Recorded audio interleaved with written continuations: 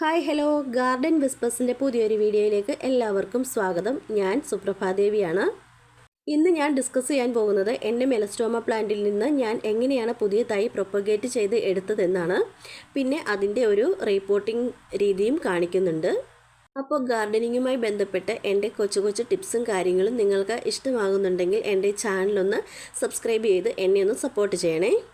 പിന്നെ നിങ്ങളുടെ അഭിപ്രായങ്ങളും നിർദ്ദേശങ്ങളും ഒക്കെ കമൻറ്റ് ബോക്സിൽ അറിയിക്കണേ. അപ്പോൾ ഇതാണ് ഞാൻ കുത്തിപ്പിടിപ്പിച്ചെടുത്ത മെലസ്റ്റോമയുടെ തൈ. ഒരു ചൈനീസ് ബോൾസത്തിൻ്റെ തൈ ഞാൻ ഇതുപോലെ കമ്പ് കുത്തിപ്പിച്ച് പിടിപ്പിച്ചായിരുന്നു. അപ്പോൾ അതിൻ്റെ ചുവട്ടിലോട്ട് ജസ്റ്റ് ഒന്ന് കുത്തിവെച്ചതാണ്. അപ്പോൾ അത് പറിച്ചെടുക്കാൻ നോക്കിയിട്ട് പറ്റുന്നില്ല. അതിന് നാരോ ആയിട്ടുള്ള റൂട്ട്സാണ് ഇപ്പോൾ വന്നിരിക്കുന്നത്.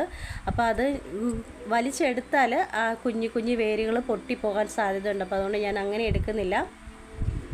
ആ തൈ ഞാൻ മാറ്റി വെക്കാൻ വേണ്ടി കുറച്ചുകൂടി വലിയൊരു 5 ഇഞ്ച് വലിപ്പമുള്ളൊരു പോട്ടാണ് ഇപ്പോൾ എടുത്തിരിക്കുന്നത്. അതിലേക്ക് കുറച്ച് മണ്ണ് നിറച്ചിട്ടാണ് അതിലേക്കാണ് റിപ്പോർട്ട് ചെയ്യാൻ പോകുന്നത്.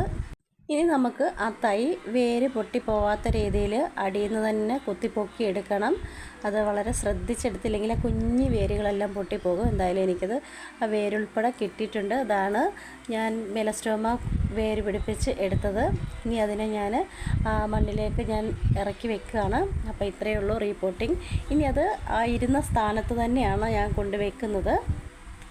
അപ്പോൾ ഒരു മെലസ്റ്റോമ പ്ലാന്റിൽ നിന്ന് നമ്മൾ എങ്ങനെയാണ് പുതിയൊരു പ്ലാന്റ് പ്രൊപ്പഗേറ്റ് ചെയ്തെടുക്കുന്നതെന്ന് നോക്കാം. അതിന് വേണ്ടിയിട്ട് പ്ലാന്റിൻ്റെ ഒരു നേർത്തിട്ടുള്ള കിളിർപ്പാണ് നമ്മൾക്ക് വേണ്ടത്. അതിലൊരു 4 ഇലകൾ വന്നിട്ടുള്ള നേർത്തിട്ടുള്ള തണ്ട് മാത്രം എടുത്താൽ മതി.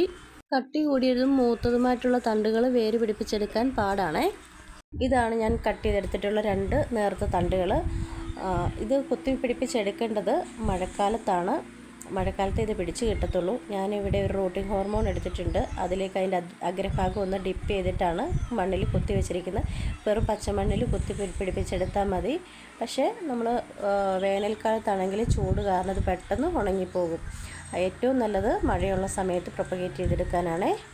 ചെടികളൊക്കെ സ്വന്തമായിട്ട് പ്രൊപ്പഗേറ്റ് ചെയ്തെടുക്കാൻ ഇഷ്ടമുള്ളവർക്ക് മെലസ്റ്റോമ പോലത്തെ ചെടികൾ വേര് പിടിപ്പിച്ചെടുക്കാനായിട്ട് ഈ രീതിയിലുള്ള ഏതെങ്കിലും ഒരു റൂട്ടിംഗ് ഹോർമോൺ വാങ്ങിച്ചു വെക്കുന്നത് വളരെ നല്ലതാണ്.